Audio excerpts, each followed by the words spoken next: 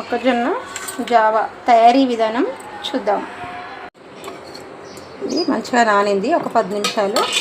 ఇది పక్కన పెట్టేసుకొని ఒక గిన్నె పెట్టుకొని దీంట్లో వేసరికి నీళ్ళు వేసుకుందాం.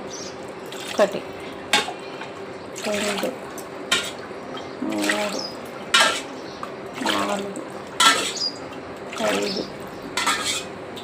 5 6 అండ్లరికి వేసుకున్నాం కదా, మొత్తం 8 గ్లాసులు.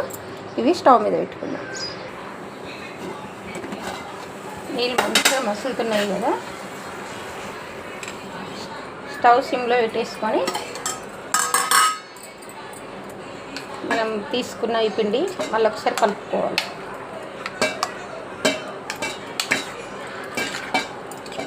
కలుపుకొని వేసేసుకోవాలి.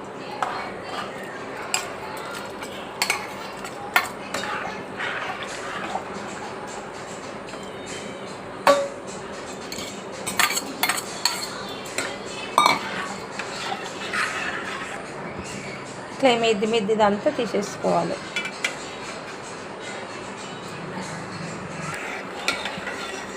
కలుపుతూ చిన్న మంట మీదనే మంచిగా ఉడకనియాలి.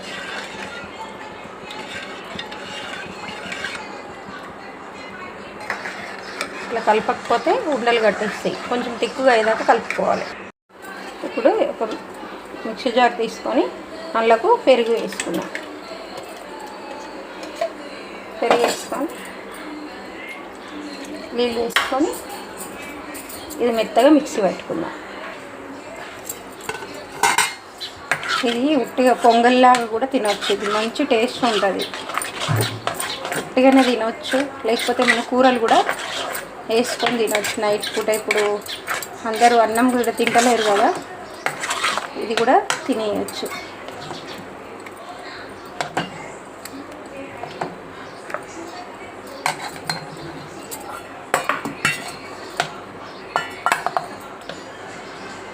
మంచి టేస్ట్గా ఉంటుంది, మంచి హెల్దీ.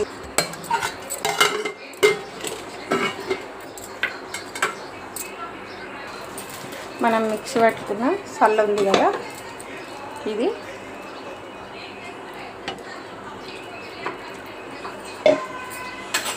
మంచి చల్లదనం కూడా. ఎండాకాలం ఇట్లా జొన్న జావా రెడీ అయిపోయింది కదండి. వీడియో కనుక నచ్చితే లైక్ చేయండి, షేర్ చేయండి, ఛానల్ని సబ్స్క్రైబ్ చేసుకోండి, కమెంట్ చేయండి. ఇది కాల్షియము, ఐరన్, మోకాళ్ళ నొప్పులకు కూడా మంచిదండి. ఇది పాతకాలము రెసిపీ, ఒకసారి ట్రై చేయండి.